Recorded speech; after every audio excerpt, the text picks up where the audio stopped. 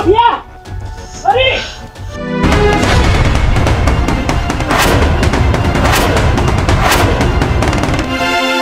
साथीहरू सागरको आगमनले घर उज्यालो भएको थियो तर खुसीको सास फेर्न पाउँदा नपाउँदै फेरि उनीहरूको जीवनमा अर्को आदि थपिएको छ।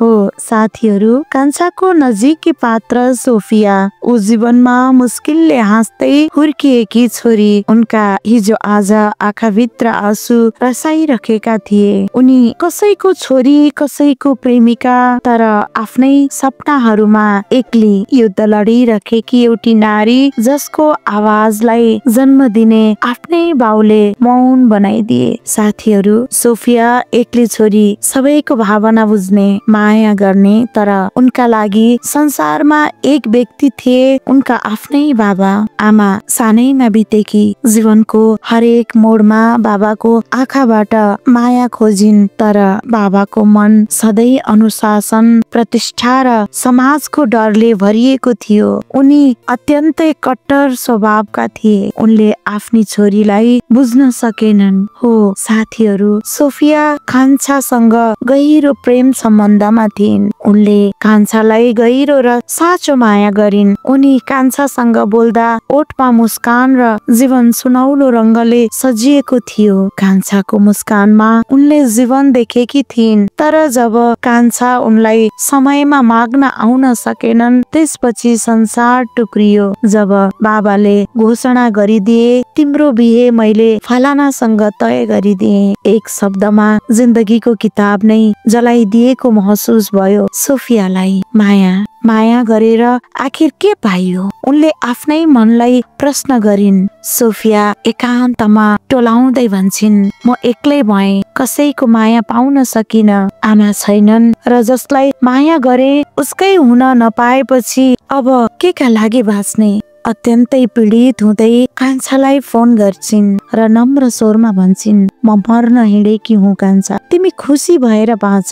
यो कुरा सुनिसकेपछि कान्छा पनि अत्यन्तै आत्तिन्छन् सोफियालाई सम्झाउन खोज्छन्। त्यसपछि कान्छाले आफ्नो परिवारसँग सल्लाह गरी माग्न आउने निदो गर्ने कुरा गर्छन् तर सोफिया भने आफ्नो अडानबाट पछि हट्दिनन्। कान्छा आत्तिएर सम्पूर्ण कुराहरू सागर र कान्छीलाई सुनाउँछन्। कान्छीले भन्छन् सोफिया नानीलाई म बुझाउँछु त्यो एक्ली छोरी हो कान्छा उसले बाबासँग कहिले माया पाइनन् तिमीमा सिङ्गो संसार देखेकी छिन्। कान्छीले अन्ततः फोन गरी सोफियालाई सम्झाउँछिन्। सोफिया भन्छन् दिदी म भित्रै रुँदै सम्पूर्णको हाँसोको पात्र बने यो संसारमा खुसी भएर बाँच्ने रहर हरायो। कान्छी भन्छन् नानी तिमी मेरो भाइको साँचो प्रेम हौ हाम्रो काखमा आऊ म सबै मिलाउँछु तिमी चिन्ता नगर बस हाम्रो घरतिर आउँदै गर त हामी लिन आउँछौ तिमीलाई। सोफिया आँखाबाट आँसु झार्दै भन्छन्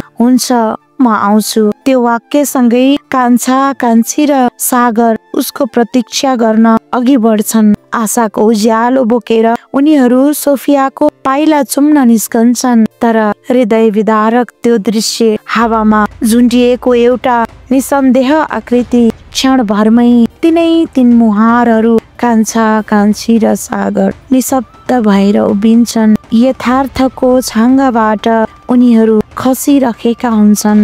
साथीहरू एक्ली छोरी जसको आवाज बाबुले कहिले सुनेनन् जसको आँखा कहिले पढिएन र जसको मन अन्ततः मौनतामा हरायो। एक असल छोरीले बुझाउन खोजिरही कसैले बुझेनन् पाउन सकिन तर प्रेम दिइरही अन्ततः एउटी एक्ली छोरीलाई आफ्नो बाबाले बुझ्न नसक्दा एउटी असल छोरीले आफ्नो जीवन नै दाउमा पारिन्। हो साथीहरू जीवन सधैँ उज्यालो मात्र हुन्न कहिलेकाहीँ उज्यालो भित्रै गहिरो अँध्यारो लुकेको हुन्छ जसले न हामीलाई देख्न दिन्छ न भन्न। सोफियाको कथा त्यही अँध्यारो कथा हो जहाँ एउटी छोरीको मनभित्र सुसाएको चित्कारलाई कसैले सुन्न सकेनन्। जहाँ एक टुक्रा माया पाउन उसले आफ्नो जीवन नै दाउमा राख्नु पर्यो। हामीलाई लाग्छ छोरीहरू भावुक हुन्छन् कमजोर हुन्छन् तर हामी बिर्सन्छौँ भावुकता कमजोरी होइन त्यो शक्ति हो। शक्ति जसले मायालाई अन्तिम साहससम्म समातेर राख्छ।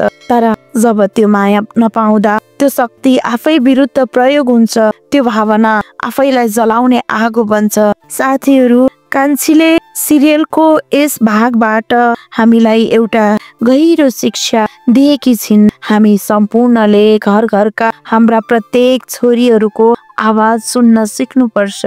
उनीहरूको चाहना, पीडा, निर्णय र सपना सुन्नु अभिभावकको कर्तव्य हो। बिहे कुनै सम्झौता होइन, त्यो जीवनको साहस यात्राको सुरुवात हो। त्यसमा दुवै पक्षको सहमति हुनै पर्छ। हामी सम्पूर्णले मायाको महत्त्व बुझ्नुपर्छ।